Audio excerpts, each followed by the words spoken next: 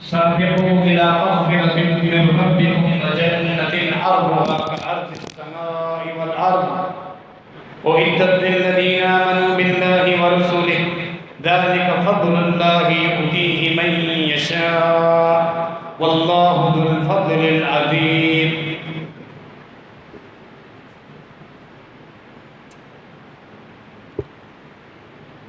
سورہ الحدید کی ایک آیت مبارکہ آپ کے سامنے تلاوت کی ہے.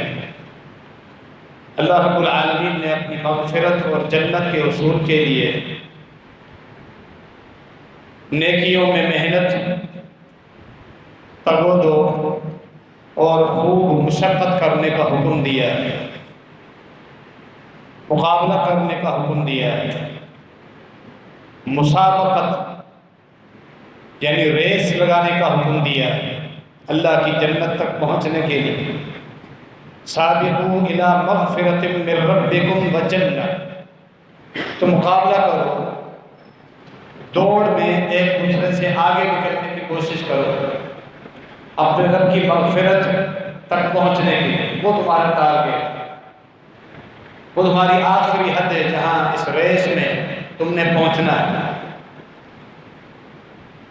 اور جنت، اپنے رب کی مغفرت یعنی جنت. فرمایا وہ جنت جس کی بہت چوڑائی زمین اور آسمان کے برابر. اللہ رب العالمین نے یہ جنت ان لوگوں کے لیے تیار کر کے رکھی ہے، سنوار دی ہے جو اللہ پر ایمان لاتے ہیں اور تمام انبیاء پر ان کا درست ایمان. اعدت للذین آمنوا باللہ ورسلہ، تمام انبیاء پر ایمان، ان کا ایمان درست ہے. اللہ نے ان کے لیے یہ جنت سنوار کے رکھی ہے. فرمایا جنت میں تم خاص اللہ کے فضل کے ساتھ جاؤ. ذالک فضل اللہ یؤتیہ من یشاء، اللہ جسے چاہے اپنا فضل عطا کرے. واللہ ذو الفضل العظیم، اللہ رب العالمین بہت بڑے فضل والا ہے. اللہ کے فضل اور اس کی رحمتوں کی وسعت پوری کائنات کے اوپر حاوی ہے. اس پوری کائنات، ساتوں آسمان، ساتوں زمینیں، جو کچھ اگر ان کے علاوہ ہے جو اللہ کے علم میں، سب کے اوپر اللہ رب العالمین کی رحمت وسیع، بڑے رحمتوں والا ہے، بڑے فضل والا ہے. وہ اپنے فضل سے ہی تمہیں جنت میں بھیجے گا، لیکن تم نے اس کی رحمتیں اور اس کا فضل حاصل کرنے کے لیے لپکنا ہے، دوڑنا ہے، محنت کرنی ہے، مشقت کرنی ہے، اس دنیا کے فتنوں سے اپنے آپ کو بچانا ہے، گناہوں کی لذت سے اپنی خواہشات پر کنٹرول کرنا ہے. اللہ رب العالمین کے حقوق، عبادات، فرائض، نوافل کثرت کے ساتھ اپنے ساتھ جمع کر کے لے آؤ تاکہ تم اللہ کی رحمتوں کے مستحق بن سکو. رمضان مبارک کا مہینہ اختتام پذیر ہو چکا ہے. اللہ کی رحمتیں اور برکتیں سمیٹنے والوں نے سمیٹ لی. ہر ایک نے اپنی استطاعت اور اللہ کی ملی ہوئی توفیق کے مطابق محنتیں کی. اللہ نے رمضان مبارک کے روزوں کا ذکر فرمایا، ان کی فرضیت فرمائی، اور تکمیل کے بعد اللہ نے حکم دیا وَلِتُكَبِّرُوا اللَّهَ عَلَى مَا هَدَاكُمْ وَلَعَلَّكُمْ تَشْكُرُونَ، کہ جب رمضان مبارک کے مہینے کے پورے روزے رکھ چکو اور شوال کا چاند نظر آ جائے، تمہارے لیے عید ہے، خوشی ہے، تکبیرات بلند کرتے جاؤ. کیوں ہی چاند کا اعلان ہو جائے دوسرے دن عید، نماز کا بلند تکبیرات، اللہ کا ذکر بلند، کہ اللہ نے ہمیں ہدایت دی روزہ رکھنے کی، نمازیں پڑھنے کی، تراویح پڑھنے کی، قیام اللیل کرنے کی، صدقات اور خیراتیں کرنے کی، قرآن مجید کی تلاوت کرنے، نوافل کثرت سے پڑھنا. ان تمام نیکیوں کی اس مہینے میں اللہ رب العالمین نے ہمیں ہدایت دی. اس پر تم اللہ کی بڑائی بولیں اور اللہ کا شکر ادا کر. اللہ نے ہمیں ایک ایسا دین عطا فرمایا ہے جس دین میں تھوڑی سی محنت اور مشقت کے بعد اللہ بے شمار رحمتیں، خیر اور نیکیاں عطا فرماتا ہے. تم اللہ کی بڑائی بلند اور اللہ کا شکر ادا کرو۔ انسان اللہ کی توفیق سے نیکیاں بھی کرے، جب بھی وہ اللہ کے شکر کا محتاج ہے، اس کی توفیق کے بغیر انسان کوئی نیکی نہیں بجا لا سکتا، کوئی نیکی نہیں کر سکتا، کسی گناہ سے نہیں بچ سکتا جب تک میں اللہ رب العالمین کی خصوصی توفیق اور اللہ رب العالمین کی اعانت اور مدد نہ۔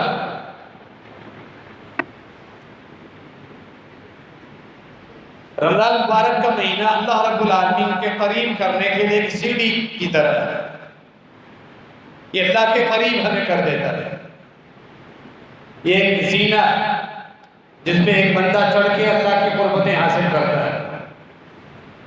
رمضان مبارک کے گزرنے کے بعد اس سیڑھی سے واپس نیچے اتر کے نہیں آئے، یہی ہماری آزمائش ہے۔ جس سیڑھی پہ، جس بلندی پہ، اعمال اور نیکیوں کی بلندی پہ اللہ کی توفیق سے ہم پہنچے ہیں، وہ بلندی ہم نے برقرار رکھنی۔ یہی شیطان کے ساتھ ہماری جنگ ہے۔ یاد رکھیں، شیاطین اب آزاد ہو چکے ہیں۔ آزادی کے بعد شیاطین کی جو جنگ دوبارہ اہل ایمان سے شروع ہو چکی ہے۔ اس جنگ کا جو ٹارگیٹ ہے وہ یہی ہے کہ رمضان میں ہمیں باندھ کر جو بلندیاں ان کو ملی، یہ بلندیاں ان سے واپس چھین لی، ان کو واپس پیچھے لا دیں۔ اور ہماری جنگ یہی ہے کہ اللہ کی قربتوں کے دروازے، ابواب الخیر، خیر کے جتنے دروازے رمضان مبارک میں کھلے ہیں، وہ دروازے کبھی بند نہ ہوں، وہ دروازے ہمارے کھلے رہیں۔ نوافل کی صورت میں، قیام اللیل کی صورت میں، صدقات اور خیرات کی صورت میں، قرآن مجید کے ساتھ ایک تعلق جو قائم ہوا وہ بند نہیں ہونا چاہیے، وہ اسی طرح چلتا ہے۔ یہ خیر کے دروازے کھلے رہے تاکہ یہ بلندیاں ہمارے لیے برقرار رہیں اور ہم واپس پیچھے نہ آئیں۔ اصل جو مطلوب ہے رمضان مبارک کا وہ یہی کہ اللہ کی رضا اور خوشنودی۔ اگر صرف رمضان ہی سب کچھ ہوتا ہے، رمضان مبارک کا مہینہ، اسی میں تم ساری عبادتیں اپنی بجا لاؤ، محنتیں کرو، مشقتیں کرو، آخری عشرے میں جاگ کر عبادتیں کر کے راتیں گزارو، اور روزے بھی رکھو، تراویح، جو کچھ کرنا اسی مہینے میں کرو۔ رمضان ختم تو ہمارا دین بھی ختم، عمل بھی ختم، ایمان بھی ختم۔ تو یہ ہماری بہت بڑی بھول ہے کہ یہ رمضان ایک سیڑھی تھی، ایک ذریعہ تھا رب کے ساتھ ہمیں جوڑنے کے لیے۔ اگر یہی اصل مقصود ہوتا تو یہ رمضان ہمیشہ رہتا، کبھی ختم نہ ہوتا۔ لیکن یہ 29 دن آئے اور گزر گئے کہ اصل مطلب اللہ رب العالمین کے ساتھ اپنا تعلق جوڑ، مگر نہ یہ رمضان ہمیشہ رہتا۔ یہی بات ہے جو اس امت کے اکثر ترین انسان، خلیفہ بلا فصل، خلیفہ اول، امیر المومنین سیدنا ابو بکر صدیق رضی اللہ تعالی عنہ نے اپنے ساتھی کو سمجھائی۔ خاتم النبیین، امام الاولین والآخرین، اللہ کے محبوب جناب محمد رسول اللہ صلی اللہ علیہ وسلم کی وفات ہوئی۔ ابھی کچھ صحابہ کو آپ صلی اللہ علیہ وسلم کی وفات سمجھ میں نہیں آ رہی۔ عمر بن خطاب رضی اللہ تعالی عنہ بھی یہی سمجھ رہے تھے۔ ابھی آپ دوبارہ آئیں گے، کونے کی ایک کیفیت ہے، وحی کی ایک کیفیت ہے جس سے آپ واپس نکلیں گے، اور ابھی دین کے کچھ مسائل باقی۔ ابو بکر صدیق رضی اللہ تعالیٰ نے خطبہ ارشاد فرمایا، لوگ عمر فاروق رضی اللہ تعالیٰ عنہ کو چھوڑ کر ابو بکر صدیق رضی اللہ تعالیٰ عنہ کا وعظ سننے جمع ہو، جیسا کہ امام بخاری رحمہ اللہ کتاب المغازی کی آخر میں نبی مکرم جناب محمد رسول اللہ صلی اللہ علیہ وسلم کی وفات کا پورا واقعہ تفصیل کے ساتھ اپنی اسانید کے ساتھ لاتے ہیں۔ وہاں جو آیات پڑھی، اِنَّكَ مَيِّتٌ وَإِنَّهُمْ مَيِّتُونَ، سورہ زمر کی آیات، اے میرے محبوب صلی اللہ علیہ وسلم، آپ کے اوپر بھی وفات آئے گا۔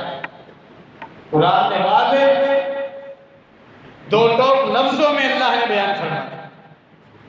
پھر اللہ نے عمومی حکم بھی کئی مقامات پر فرمایا، کل نفس ذائقۃ الموت، ہر نفس نے موت کا ذائقہ چکھا۔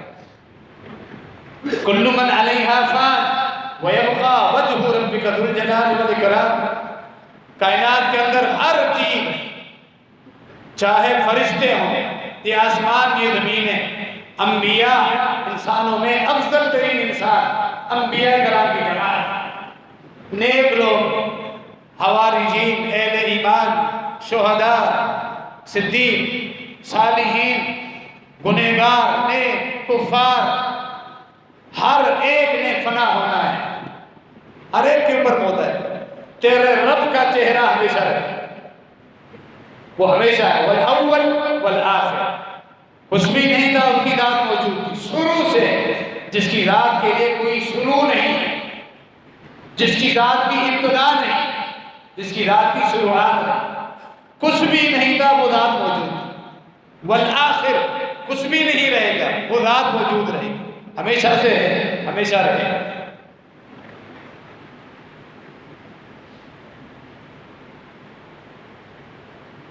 وَمَا جَعَلْنَا لِبَشَرٍ مِّن قَبْلِكَ الْخُلْدَ أَفَإِن مِّتَّ فَهُمُ الْخَالِدُونَ۔ سورہ انبیاء میں پھر فرمایا، اے میرے محبوب صلی اللہ علیہ وسلم، آپ سے پہلے کسی بھی بشر کے لیے ہم نے ہمیشہ اس دنیا میں نہیں رکھی۔ قرآن کا واضح کر دے، آپ سے پہلے کسی بشر کے لیے ہم نے اس دنیا میں ہمیشہ نہیں رکھی۔ أَفَإِن مِّتَّ، یہ جو کفار آپ کی موت کا انتظار کر رہے ہیں، جب یہ دنیا سے جائے گا پھر ہماری جان چھوٹے گی، انہیں معلوم نہیں کہ یہ ایسا سورج تھا، ایک ایسا سورج تھا جو غروب ہونے کے بعد رات کے بجائے اپنا نور پوری دنیا میں پھیلا کر جانے والا تھا، یہ وہ سورج ہے۔ لیکن فرمایا آپ پر وفات آئے گی تو ان کفار نے بھی مرنا ہے، پھر سب قیامت کے دن میرے پاس تم جمع ہو۔ ابوبکر صدیق رضی اللہ تعالیٰ عنہ نے پھر سورہ آل عمران کی آیت مبارکہ بھی تلاوت کی، وَمَا مُحَمَّدٌ إِلَّا رَسُولٌ قَدْ خَلَتْ مِن قَبْلِهِ الرُّسُلُ أَفَإِن مَاتَ أَوْ قُتِلَ انقلبتم عَلَىٰ أَعْقَابِكُمْ۔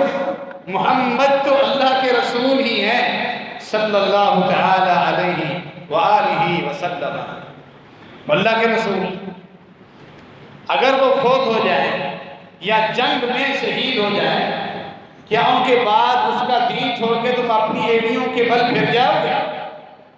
اللہ نے فرمایا پھر ایسے لوگوں کے لیے میرے پاس بھی دردناک عذاب ہے۔ یہی آیت پڑھی ابوبکر صدیق رضی اللہ عنہ، پھر وضاحت کی کہ اللہ کیا کہنا چاہتا ہے، من کان منکم یعبد محمدا فإن محمدا قد مات صلی اللہ تعالی علیہ وسلم، ومن کان منکم یعبد اللہ فإن اللہ حی لا يموت۔ اگر تم صرف محمد کی ہی پوجا کرتے تھے، عبادت کرتے تھے اگر صلی اللہ علیہ وسلم، تو سن لو وہ فوت ہو چکے ہیں، وہ اس دنیا میں موجود نہیں ہے۔ اور اگر تم اپنے رب کی بندگی کرتے ہو، تمہارا رب ہمیشہ سے ہے، وہ ہمیشہ رہے گا، وہ الحی القیوم۔ یہ پیغام تھا، یعنی نبی علیہ السلام پر ایمان، آپ کے ساتھ محبت، آپ کی اطاعت، آپ کی ذات کی حفاظت، اپنی جان سے بھی زیادہ محبت، اور اپنی جان، مال، اولاد، والدین سے بھی زیادہ محبت، آپ کا دفاع کرنا، یہ صرف اللہ رب العالمین کو راضی کرنے کے لیے، تاکہ یہ اللہ رب العالمین کا حکم ہے کہ آپ کی اطاعت اور محبت اور آپ کی پیروی، آپ کی حفاظت، آپ کے ناموس کی حفاظت سے ہمارا رب راضی ہوتا ہے، رب کے دین کے ساتھ ہم جڑے رہے۔ اسی لیے نبی علیہ السلام کی وفات کے بعد رب کا دین ابھی باقی ہے، وہ دین ختم نہیں، وہ قیامت تک رہے۔ اب نبی علیہ السلام کی تعلیمات پر ہم نے عمل کرنا ہے، نبی علیہ السلام کے احکامات پر ہم نے عمل کرنا ہے۔ صحابہ کرام حیران ہوئے، ابوبکر صدیق رضی اللہ عنہ کے تمام ساتھی۔ بعض نے کہا کہ آیت ہمیں ایسے محسوس ہوا گویا کہ ابھی اتر رہی ہے، حالانکہ قرآن میں موجود، قرآن تو مکمل ہو چکا ہے نبی علیہ السلام کی وفات کے ساتھ۔ محسوس ہوا کہ ابھی یہ دنیا ہے، اور ہر کوئی اپنے آپ کو تسلی دینے کے لیے کہ واقعتاً اللہ کے نبی علیہ السلام اس دنیا میں موجود نہیں، یہی آیتیں وہ پڑھتا ہوا اپنے اپنے گھروں کو صحابہ جا رہے تھے۔ عمر فاروق رضی اللہ تعالیٰ عنہ نے ابو بکر صدیق رضی اللہ تعالیٰ عنہ کا خطبہ سنا، کہتے ہیں کہ میں گھٹنوں کے بل گر گئے، اب صدمہ مجھے محسوس ہوا کہ مدینہ آج تو ویران ہو چکا ہے۔ اب مجھے صدمہ محسوس ہوا، ٹانگیں لڑکھڑانے لگی اور میرے پاؤں نے میرا وزن نہیں اٹھایا، میں گھٹنوں کے بل زمین پہ گر گیا۔ فعلمت ان محمدا قد مات، صحیح بخاری کے الفاظ، مجھے یقین ہو گیا کہ محمد صلی اللہ علیہ وسلم فوت ہو چکے ہیں۔ اللہ کے نبی صلی اللہ علیہ وسلم کی وفات پر اور اس بات پر کہ وہ آپ کا دنیا کا آخری دن تھا، وفات والا دن، آخرت کا پہلا دن تھا، اب آپ اس دنیا میں موجود نہیں ہیں، تمام صحابہ کرام کا اتفاق ہے، اجماع ہے، تمام محدثین کا بھی اتفاق، تابعین کا، تبع تابعین کا، چاروں ائمہ کا اتفاق کہ اللہ کے رسول صلی اللہ علیہ وسلم حقیقی وفات آپ پر آ چکی ہے، اس دنیا میں موجود نہیں۔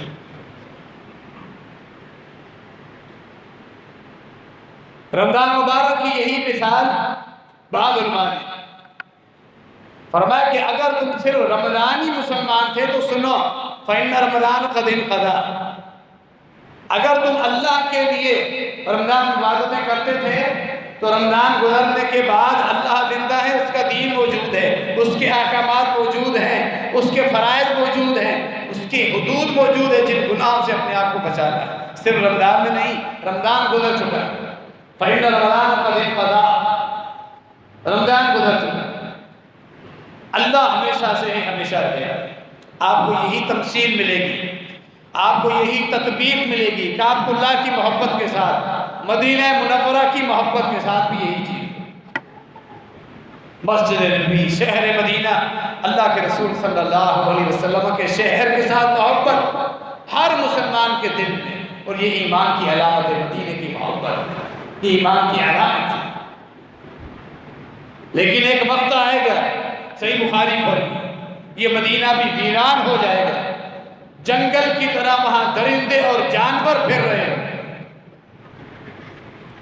فرمایا قرب قیامت مدینے کو لوگ چھوڑ کے شام اور دمشق اور دیگر مقامات کی طرف، فرمایا کہ عراق کی طرف لوگ نکل جائیں گے، آخر تک بھی مدینہ ان کے اپنے بہتر ہوگا، کاش کہ وہ سمجھتے، بے شک وہی فرمایا، بالآخر مدینہ سنسان اور ویران بن چکا، کوئی رہنے والا نہیں۔ مدینے کے قرب و جوار قبائل کے دو چرواہے آئیں گے اپنے جانور ہاتھ میں ہوئے، مدینے میں آ کر حیران اور صدمے میں، تعجب میں پریشان ہو جائیں، ڈر اور خوف کی کیفیت۔ مدینہ جس کی کیا رونقیں، بھی رونقیں دیکھیں، بالخصوص پورا رمضان مکہ مدینہ کی رونقیں آپ دیکھیں، کتنی بڑی تعداد میں، حج کے برابر جو تعداد، رمضان میں حج اور رمضان میں عمرہ کرنے والوں کی وہی تعداد تقریباً برابر، وہی رونقیں، وہی رشک، وہی بھیڑ لوگوں کی۔ بالکل پھر عید کے موقع پر عید کے اجتماعات، کئی میل دور تک عید کے اجتماعات، تراویح کے اجتماعات، مسجد نبی میں بھی روڈوں پر دور تک لوگ کھڑے ہیں، مسجد حرم میں بھی، بیت اللہ میں بھی دور تک لوگ کھڑے ہوئے تراویح میں، اور پھر عید کے اجتماعات، یہ ساری رونقیں ہیں، اور ان دونوں شہر سے محبت ایک ایمان کی علامت ہے۔ لیکن فرمایا وہ وقت آئے گا، چرواہے آئیں گے، مدینہ سنسان ویران، حتیٰ کہ بعض مقامات پر وہ جانوروں کو دیکھیں، درندوں کو دیکھیں، مسجد نبی خالی، وہ ڈر اور خوف کے مارے اپنے جانوروں کو ہانک کر دوبارہ بھاگنے کی کوشش، ہم نکلے مدینہ سے اپنے واپس علاقے میں جائیں، لیکن ان کے اوپر ہیبت ایسی طاری ہو جائے گی، دل کا دورہ ان کو پڑے گا، وہیں بے ہوش ہو کر گر جائیں گے یا مر جائیں گے، حالانکہ مدینے کے علاقے سے باہر نہیں نکل سکتے، یہ صدمہ ہوگا۔ یعنی مدینے کی محبت بھی اس رب کی وجہ سے ہے، محمد کے رب کی وجہ سے صلی اللہ علیہ وسلم، جس نے محمد کے شہر کو یہ رونقیں عطا کی ہیں صلی اللہ علیہ وسلم۔ یہ بہاریں عطا فرمائی اس رب نے، عبادت اس رب کی ہے، اس مدینے کی محبت اس رب کی وجہ سے، ورنہ مدینہ ہمیشہ قیامت تک رہے، قرب قیامت اس نے بھی ویران۔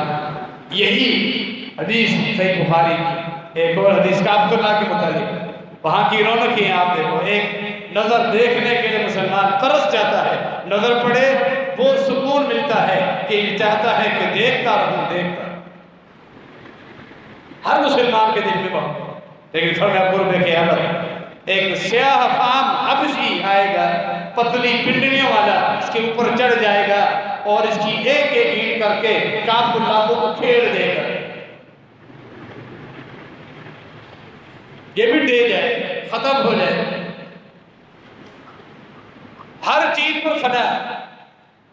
دین اسلام کے شعائر ہیں، رمضان ہو، کعبۃ اللہ ہے، مکہ ہے، مسجد نبوی ہے، مدینہ منورہ ہے، دین اسلام کے شعائر ہیں، ان سے محبت ہر انسان کے دل میں اللہ رب العالمین کو راضی کرنے کا۔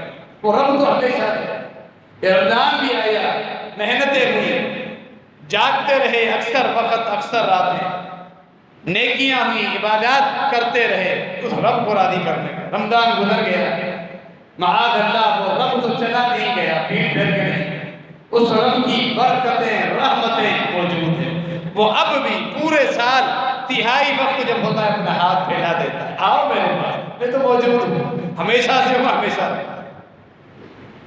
تو یہ ہم نے چیک کرنا ہے کہ رمضان میں جو عبادات کا معیار ہم نے رکھا ہے اس کو پیچھے نہ لے کر، یہ بلندیاں ہمیشہ برقرار ہیں، اللہ رب العالمین کے ساتھ یہ تعلق جوڑ کے رکھنا ہے۔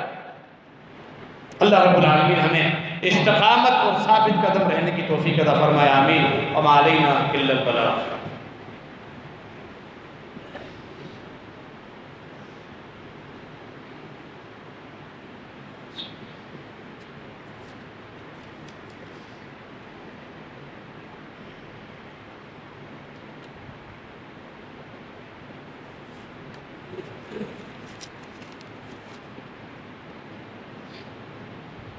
إن الحمد لله نحمده ونستعينه ونستغفره ونعوذ بالله من شرور أنفسنا ومن سيئات أعمالنا، من يهده الله فلا مضل له ومن يضلل فلا هادي له، وأشهد أن لا إله إلا الله وحده لا شريك له، وأشهد أن محمدا عبده ورسوله۔ یہ خیر کے دروازے کھلے ہیں، رمضان مبارک میں اللہ نے خصوصی اضافی خیر نازل فرماتا ہے، لیکن جن کے دلوں میں تڑپ ہے، جو یہ چاہتے ہیں کہ ہر وقت اللہ رب العالمین کی برکتیں، ثواب کے ذخائر ان سے ہم اپنی جھولیاں بھرتے رہیں، ان کے لیے وقت موجود، وقت ختم نہیں۔ یہ رمضان سمیت 12 ہی مہینے خیر جمع کرنے کے مہینے، نعمتوں کا ہمیں شکر ادا کرنا چاہیے، زندگی کا شکر ادا کرنا چاہیے، ایک ایک لمحے کا شکر ادا کرنا چاہیے۔ جب تک انسان زندہ ہے اپنے اس لمحے کو قیمتی بنائے، کنورٹ کرے نیکیوں کے حصول کے لیے۔ رمضان کے علاوہ بھی ہمارے دین میں خیر ہی خیر، 11 ہی مہینے رمضان کی طرح خیر سے بھرے، کوئی لپکنے والا ہو، کوئی جستجو کرنے والا ہو۔ لیلۃ القدر نہیں تو لیلۃ القدر کے برابر مساوی تک پہنچانے والی بڑی بڑی نیکیاں ہر وقت موجود ہیں، ہر ہفتے میں موجود ہیں۔ افسردہ ہونے کی ضرورت نہیں، رمضان گزر گیا، وہ ایک تربیت کا مہینہ تھا، ٹریننگ کا مہینہ تھا، تاکہ انسان کی عادت پڑ جائے گناہوں سے بچنے کی، مزید عبادات کرنے کا جذبہ تمہارے اندر بیدار۔ وہ جذبہ اگر بیدار ہو چکا ہے تو آؤ، دین اسلام کے اندر خیر کے دروازے کھلے ہوئے ہیں، برکتیں نازل ہو رہی ہیں۔ اللہ رب العالمین ہر رات جب تہائی حصہ، آخری تہائی حصہ، آخری پہر شروع ہوتا ہے، 7ویں آسمان، دنیاوی آسمان پہ نزول فرماتا ہے، خود اللہ اعلان فرماتا ہے، کون ہے مجھ سے اپنے گناہوں کی معافی مانگنے والا، میں اس کے گناہ معاف کر دوں۔ رمضان کی برکت کیا ہے؟ گناہوں کی بخشش ہے نا۔ من صام رمضان ایمانا واحتسابا غفر له ما تقدم من ذنبه، جس نے رمضان مبارک میں روزے رکھے، کیا انعام ہے اس کے لیے؟ گزشتہ بخشنا سارے گناہ اس کے معاف ہو جاتے ہیں۔ گناہ کی بخشش کا دوسرا نام جنت، بخشش کا مطلب ہی رب العالمین کی جنت۔ رمضان کے روزے یعنی جنت کا سبب، رمضان میں راتوں کا قیام وہاں اس کے سارے گناہ معاف کر دیے جاتے ہیں۔ لیلۃ القدر کی جستجو کے لیے جاگتا رہا، اس کے سارے گناہ معاف ہو۔ گناہوں معاف کروانے کے لیے بے شمار خیر کے دروازے اب بھی کھلے ہوئے ہیں۔ رمضان کے بعد بھی آؤ مجھ سے اپنے گناہوں کی معافی مانگو۔ فجر سے پہلے 1 گھنٹہ، 1.5 گھنٹہ، آدھا گھنٹہ، 15 منٹ پہلے سحری کے اذان سے پہلے 2 رکعت پڑھ کے سجدے میں آنسو بہاؤ، اپنے گناہوں کی معافی مانگو۔ اللہ خود فرما رہا ہے مجھ سے گناہوں کی معافی مانگو، میں تمہارے گناہ معاف۔ مجھ سے تم طلب کرو، کیا چیز ہے، تمہارا کیا مطالبہ ہے، کیا پریشانی ہے، قرض میں ہو، پریشانی میں ہو، کئی مسائل ہیں دین کے، دنیا کے، اولاد کی وجہ سے پریشان ہو، مجھ سے مانگو، اٹھو آؤ۔ اللہ ہاتھ پھیلا دیتا ہے دینے کے لیے، عطا کرنے کے لیے۔ اٹھو، خیر ہے، موجود ہے، برکت نازل ہو۔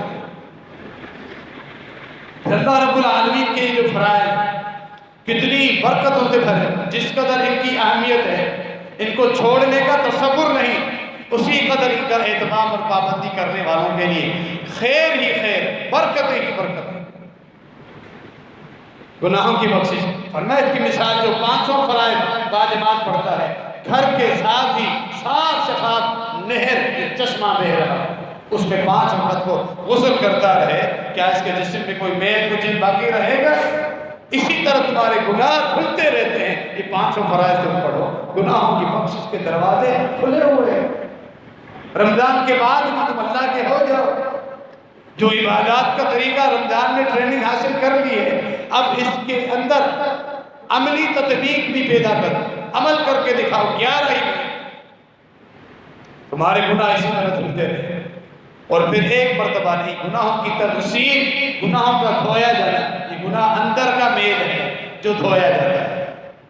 یہ گناہ انسان کے اندر کا میل ہے، اندر جس قدر اجلا، ستھرا اور صاف شفاف ہوگا، اللہ کی رحمتیں، برکتیں، اللہ کی قربتیں اتنی زیادہ حاصل، اتنا ہی نور حاصل ہوگا، سکون، طمانینت رب العالمین کی طرف سے سکینت نازل ہوگی۔ اپنے اندر کو صاف کرو۔ نہ صرف یہ بلکہ نماز فرض پڑھی اور 33 مرتبہ سبحان اللہ، پھر الحمدللہ، اللہ اکبر 34 مرتبہ، یا جو 33ویں کا ذکر ہے۔ فرمایا سمندر کی چھاگ کے برابر گناہ ہے، اس کے سارے گناہ دھل جائیں، معاف ہو جائیں۔ نہ صرف یہ فضیلت، پر آگے سنیں ایک اور روایت جو معروف حدیث ہے، فقراء صحابہ شکایت دے کر گئے تھے، یہی نسخہ بتایا تھا رسول اللہ صلی اللہ علیہ وسلم۔ شکایت کیا تھی؟ اس حدیث کا مزہ تو جب ہے جب شکایت کے لفظ سنیں۔ کیا لفظ ہے؟ وہ حج بھی کرتے ہیں، عمرہ بھی کرتے ہیں، خیرات اور صدقات بھی کرتے ہیں، ہمارے پاس مال نہیں۔ فرمایا میں ایسا عمل بتاتا ہوں جو اس کے برابر تمہیں ثواب دے۔ واضح ہے کس قدر رحمتیں ہیں، برکتیں ہیں۔ یعنی ہر فرض کے بعد جو 33واں جسے ہم کہتے ہیں یہ ذکر کرے گا، حج کا ثواب ہے، عمرے کا ثواب ہے، صدقات اور خیرات کرنے کا ثواب حاصل کرے گا۔ 5 وقت، ایک وقت نہیں، روزانہ 24 گھنٹوں میں 5 وقت نمازی کا حج ہوتا ہے، عمرہ ہوتا ہے۔ ہم افسردہ ہو گئے، رمضان مبارک گزر گیا۔ اسلام بڑی برکتوں والا مہینہ، اس کی برکتیں ساری زندگی جاری ہیں۔ 5 وقت حج کا ثواب کماؤ، عمرے کا ثواب، دونوں کا، صرف ایک کا نہیں، یا حج یا عمرہ نہیں، حج کا بھی، عمرے کا بھی، صدقات اور خیرات کرنے کا۔ اللہ کے دروازے کو چھوڑنا، اس گھر کو نہیں چھوڑنا، مساجد میں آنے والی اذانوں پر لبیک کہتے ہوئے حاضر ہونا ہے، برکتیں ہیں۔ وگرنہ اہمیت اتنی، رمضان میں خوب عبادتیں کر کر کے اپنے آپ کو تھکا دیا، رمضان گزر گیا، شوال کا چاند نظر آیا، اللہ کے فرائض ہی چھوڑ دیے، رب کے ساتھ اس کا تعلق ختم ہوا، اپنی ساری عبادتوں پہ یہ بدبخت ظالم پانی پھیر دیتا ہے۔ یہ آقا کریم صلی اللہ علیہ وسلم کا فتویٰ ہے، صحیح بخاری میں موجود ہے، من ترک صلاۃ العصر فقد حبط عملہ، ایک فریضہ بغیر شرعی عذر کے عصر کی نماز چھوڑ دی، اس کے اعمال ضائع ہو۔ اتنی اہمیت ہے جس قدر فرائض کی، اور اتنی ہی خیر ان کے اندر بھری پڑی۔ اور یہ یاد رکھیے، آپ اکثر سنتے رہتے ہیں، فرائض میں جو خیر اور نیکیوں کے خزانے ہیں وہ کسی نفل میں نہیں، وہ لیلۃ القدر میں بھی ہے، جو فرائض میں ثواب ہے۔ اللہ کے فرائض فرائض فجر، ظہر، عصر، مغرب، عشاء، ایک ایک فریضہ لیلۃ القدر اس کے برابر نہیں، یہ نفل اللہ کے فرائض کے برابر، ان کی اہمیت ساری زندگی ان کے ساتھ ایک تمسک قائم رکھنا ہے، روٹین میں اپنی زندگی میں پابند کرنا ہے اپنے آپ، اور پھر اگر وقت میں جاتا ہے پہلی صف میں اور پہلے جاتا ہے، فرمایا اگر تمہیں پتہ چل جائے کہ اذان آتے ساتھ ہی مسجد میں جانے کا کیا ثواب ہے، تم میں سے کوئی بھی پیچھے نہ آئے، اللہ نے یہ نیکیاں چھپا کے رکھی ہیں، تمہیں پہلی صف کے ثواب کا پتہ چل جائے، بظاہر نماز سے فارغ ہوئے کچھ لوگوں نے پہلی صف میں نماز پڑھی، کچھ نے دوسری میں، کچھ نے تیسری، ہم تو سب یہ بھی اللہ کا ہر کوئی شکر ادا کرے باجماعت نماز ادا کی، لیکن پہلی صف والوں کو ثواب ہے، مرنے کے بعد احساس ہوگا وہ ہم سے کتنے آگے نکل چکے ہیں، ورنہ تمہیں پتہ چل جائے تم لڑائی کرو جھگڑو کہ میں آگے کھڑا ہوں گا، آپ کو آگے آنے نہیں دوں گا، حتیٰ کہ تمہارے فیصلے قرآن دادی کے بعد ہوں گے کہ کون آگے آئے گا۔ جس ثواب کے خزانے موجود ہے، اللہ کی طرف سے رحمتوں کی برسات، موسلادھار بارش کے تیز دھار قطرے مسلسل آ رہے ہیں، سمیٹنے والا کون ہے، جمع کرنے والا کون ہے رمضان کے بعد؟ سبحان اللہ و بحمدہ، کس قدر آسان ذکر ہے۔ نبی علیہ السلام 100 مرتبہ صبح پڑھتے تھے، 100 مرتبہ شام کو پڑھتے تھے، فضیلت بتائی اس کے سارے گناہ دھل جائیں گے۔ سمندر کی جھاگ، پوری کائنات اس دنیا میں سمندر کتنا ہے، خشکی سے زیادہ سمندر کا حصہ ہے، اس کی جھاگ جو جمع ہوتی ہے یہ مبالغہ ہے، یعنی کتنی ہی بڑے گناہ ہو، کتنی ہی کثرت کے ساتھ گناہ کی بات، یہ ذکر کرنے سے کے سارے گناہ دھل جاتے ہیں، صاف ہو جاتے ہیں۔ پھر تمہیں فرشتوں سے تعلق چاہیے، جو رمضان میں ایک تعلق ہوتا ہے، لیلۃ القدر کی راتوں میں یہ فرشتوں کے ساتھ تعلق 11 مہینے میں برقرار رہے۔ جس نے فرض نماز پڑھی، مسجد میں جب تک بیٹھا ہے، باوضو ہے، وضو نہیں ٹوٹتا، فرشتے اس کے لیے دعائیں کرتے ہیں۔ خوش نصیب آدمی ہے جس کے لیے فرشتے دعائیں کرتے ہیں، اللہم اغفر لہو، اللہم ارحمو، اے اللہ تو اپنے اس بندے کو بخش دے، تو اس پہ اپنی رحمت نازل فرما، تو تیرا فریضہ ادا کرنے کے بعد تیرے گھر سے اتنی محبت ہے، ابھی تک بیٹھا ہوا ہے وضو کی حالت میں، ذکر و اذکار قرآن کی تلاوتیں چل رہی، یہ فرشتے کے ساتھ تعلق ہے۔ یہ فرشتے گواہی دیتے ہیں جو فجر اور عصر باجماعت ادا کرتے ہیں۔ 2 جماعتیں ہیں جن کی ڈیوٹیاں تبدیل ہوتی ہیں، فجر والے عصر تک، پھر شام کو نئی جماعت آتی ہے ڈیوٹی کرنے کے لیے، عصر سے لے کر دوسرے دن فجر، 24 گھنٹوں میں 2 جماعتیں تبدیل ہوتی ہیں۔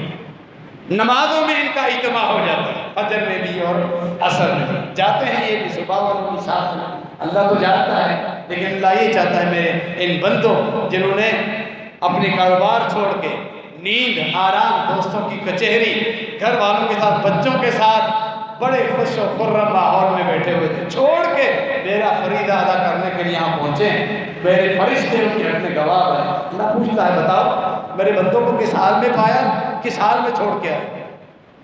صحیح بخاری کے اندر یہ روایت موجود ہے، فرشتے کہتے ہیں اللہ اتیناہم وہم یصلون وترکناہم وہم یصلون، جب ہماری ڈیوٹی شروع ہوئی ہم نے ان کو تیری عبادت کرتے ہوئے، نماز تیرا فریضہ ادا کرتے ہوئے، ڈیوٹی پوری کر کے واپس آ رہے جب بھی وہ تیری نماز ادا کر رہے۔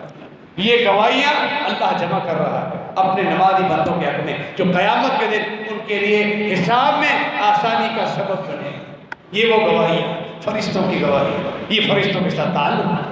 پھر فرمایا آگے ہم یہ چاہتے ہیں کہ جہنم ہم پہ حرام، یہی رمضان کا مطلب، یہی رمضان کا مطلب حصول جنت اور جہنم کی حرمت۔ نہ صرف رمضان میں 11 مہینے ایسے اسباب اللہ نے فرائض اور نوافل کی صورت میں عطا کر دی۔ لن یلج النار احد صلی قبل طلوع الشمس وقبل غروبها، اللہ رب العالمین نے اس خوش نصیب نمازی پر جہنم کی آگ حرام کر دی ہے جو پوری زندگی پابندی کے ساتھ فجر اور عصر کی نماز پڑھتا رہتا ہے، پوری زندگی فجر اور عصر، یہ خیر، یہ فرشتوں کا تعلق، اور پھر جہنم کی حرمت کے فضائل، جہنم حرام۔ پھر فجر کو عشاء کے ساتھ بھی جوڑو، فجر جہاں عصر کے ساتھ جوڑا ہے، یہاں اس کا جوڑا عشاء کے ساتھ بھی بنتا ہے۔ فرمایا منافقین پر یہ دو نمازیں بھاری، کیونکہ مشکل نمازیں، آزمائش۔ ہم کوشش کریں اپنے اندر سے نفاق کی صفتیں نکال کر باہر پھینکیں، لڑنا ہے اپنی سستی سے، کاہلی سے، شیطان کے خلاف جنگ کرنی ہے، اور اللہ رب العالمین کی جنتوں کے اصول کے لیے اپنے آپ کو پابند بنانا۔ فرمایا منافقین پر بھاری، لیکن ان کو اگر ثواب کا پتہ چل جائے، فجر کی نماز باجماعت کے اندر کتنا ثواب اللہ نے رکھا ہے، عشاء کی نماز باجماعت میں کتنا ثواب ہے، ان کو اگر پتہ چل جائے، آخرت پر ایمان ہو، بیمار ہونے کے باوجود یہ گھٹنوں کے بل گھس گھس کر آ کر پہنچیں گے مسجد، گھستے ہوئے، رینگتے ہوئے، کسی کا سہارا لے کے مسجد میں آگے، ان کو آخرت میں ثواب کا پتہ چل جائے۔ وہ ثواب اللہ نے چھپا کے رکھا ہے، موت کے بعد ہوتا ہے، اور کسی بھی نیکی کا جب ثواب نامحدود ہوتا ہے، شریعت اس کو چھپا دیتی ہے۔ صرف اتنا بتایا جاتا ہے، جب پتہ چل جائے کہ کتنا ثواب ہے تم اتنا عمل کرو، یعنی بے شمار ثواب جس کا اندازہ ہی نہیں، جس کی کوئی حد نہیں۔ فرمایا جس نے عشاء کی نماز باجماعت پڑھ لی، جا کر سو گئے، صحیح مسلم کی روایت ہے۔ پھر فجر کے وقت اٹھا، تہجد جو پڑھتا ہے خوش نصیب نہیں پڑھتا ہے، انشاءاللہ نفل ہے، گنہگار نہیں۔ وَلِكُلٍّ دَرَجَاتٌ مِّمَّا عَمِلَ، جو جتنی محنت کرے گا اپنے درجات اتنے ہی بلند کرے گا۔ تھکا ہوا ہے دن کے کام کاج مصروفیات میں، فرض ہی پڑھتا ہے، اور فرض رات کو تہجد کے لیے نہیں اٹھ سکتا، لیکن فجر پہ اٹھا، اللہ نے اس کے لیے بھی پیکج رکھا ہوا۔ فریضہ اللہ کے جو فرائض پورے کرتے ہیں وہ خوش نصیب، ان کی قسمت کو سلام۔ یہ ساری فضیلتیں ہیں، یہ بات آپ اکثر سنتے رہتے ہیں، یہ سب اہل توحید کے لیے، جن کا عقیدہ درست ہے، اللہ کے ساتھ کسی کو شریک نہیں ٹھہرا، مشرک کے لیے کچھ بھی نہیں، وہ بھلے پورا بظاہر صاف شفاف اجلا سفید بن جائے، حج عمرے کرتا رہے، ساری رات قیام کر لے، سارا دن مسجد میں بیٹھا رہے، عقیدے میں شرک ہے، اس کے پاس کچھ بھی نہیں، خالی ہاتھ، بدنصیب۔ اللہ ہم سب کو شرک جیسے گھناؤنے خطرناک مرد گناہ سے محفوظ رکھے۔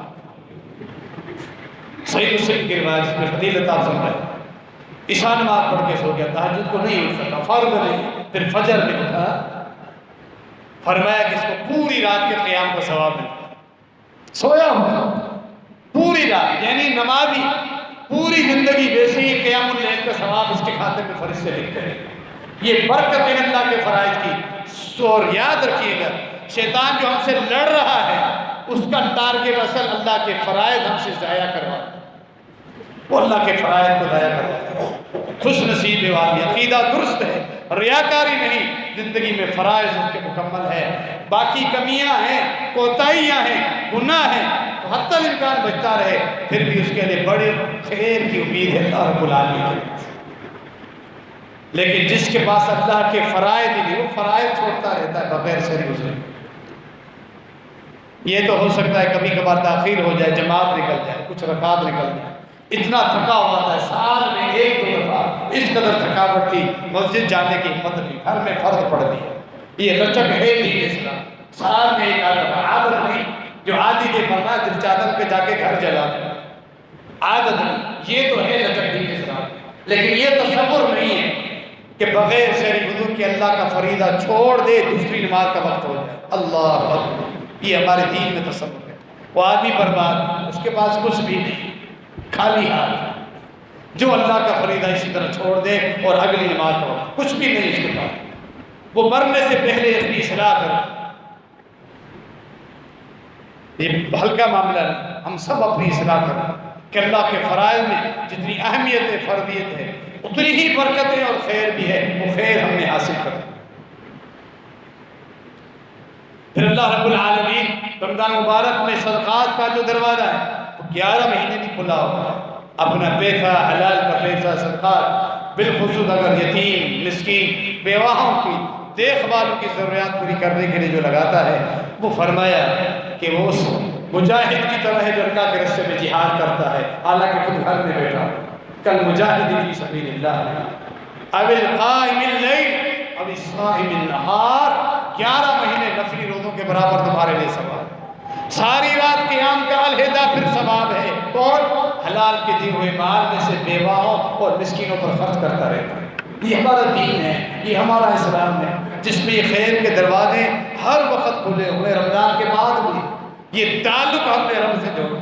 رمضان ایک ٹریننگ کا مہینہ تھا، مشقت ہمیں سکھا کے گیا، نوافل کا ہمیں عادی بنا کے گیا، صدقات و خیرات کرنے کی عادت ہمارے اندر ڈالی، قرآن کے ساتھ تعلق قائم رکھنے کا ایک روٹین بن گیا۔ اس کو برقرار رکھنا ہے، ختم نہیں کرنا۔ خیر کے دروازے چلتے رہیں گے، کھلے رہیں گے جب تک انسان کو موت نہیں ہے، بلکہ ایسے بھی خیر کے دروازے صدقہ جاریہ کے طور پہ تمہارے مرنے کے بعد بھی تو تم بہتے ہوئے دریا چھوڑ کے جاؤ، صدقہ جاریہ کی صورت میں نیک اولاد چھوڑ کے جاؤ، علم اپنے طلبہ تصنیفات علم اپنے چھوڑ کے جاؤ، لوگوں کے فائدے کے لیے سے کام کرو، مساجد بنائی، لوگوں کی ضروریات پوری ہوتی رہی تمہارے مرنے کے بعد، جب بھی وہ خیر کے دریا بہتے ہوئے دریا۔ یہ ہر جمعے کے دن جو ہم آتے ہیں، جمعے کی فضیلت کس قدر عظیم ہے، اس کا تقابل آپ لیلۃ القدر سے کر سکتے ہیں۔ ایک ایک قدم پر 1 سال کی نیکی۔ جامع ترمذی ابو داؤد کی حدیث، جو خطبہ شروع ہونے سے پہلے مسجد میں پہنچے، اٹھا، غسل کیا، صاف ستھرے کپڑے پہنے، خوشبو لگائی اور مسواک کرتا ہوا اپنے بال وغیرہ کنگا کر کے سنوار کے آ گیا مسجد، امام کے قریب جہاں جگہ تھی صف میں بیٹھ گیا۔ خطبہ شروع ہونے سے پہلے جتنی توفیق ملی رکعتیں پڑھ لی، 2 پڑھ لی، 4 پڑھ لی، 6 8 جتنی اللہ توفیق دے پڑھ لی۔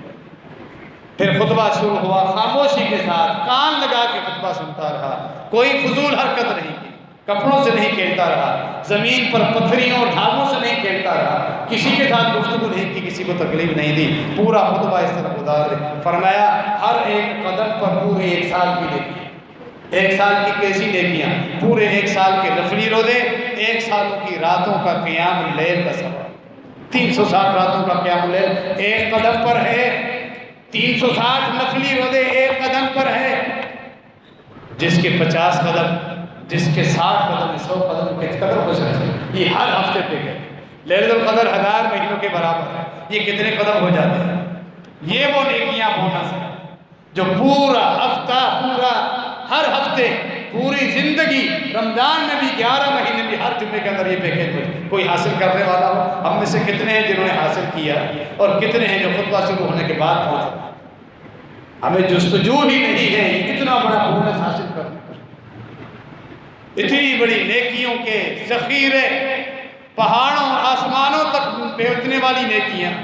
ہم ابھی آئیں گے 1:20 پر کھڑے ہو جائیں گے، جماعت شروع ہو ہم بھی جماعت پڑھیں، بس یعنی ہمیں ضرورت ہی نہیں جو اللہ ہمیں یہ رحمتیں اتار رہی ہیں، رحمتیں سمیٹنے والے سمیٹ رہے، ہم کھڑے ہوئے، ہمیں چاہیے اللہ ہماری حالت تو یہ رحمتوں کے دروازے، برکتوں کے دروازے کھلے، کون ہے سمیٹنے والا؟ 11 مہینے اسی طرح محنت میں یہ چیزیں سمیٹنی ہے۔ اللہ رب العالمین عمل کرنے کی توفیق عطا فرمائے، کثرت کے ساتھ نیکیاں اور صدقات، نوافل اور عبادتوں میں اسی طرح برابر محنت اور مشقت کرنے کی توفیق عطا فرمائے، آمین۔ فوتگی کا ایک اعلان ہے، جماعتی ساتھی فرحان بھائی، ان کی والدہ کا انتقال ہو چکا ہے، ابھی جمعے کے بعد خاتون کا انشاءاللہ جنازہ ادا کیا جائے گا، تمام ساتھی بھی ضرور شرکت کریں۔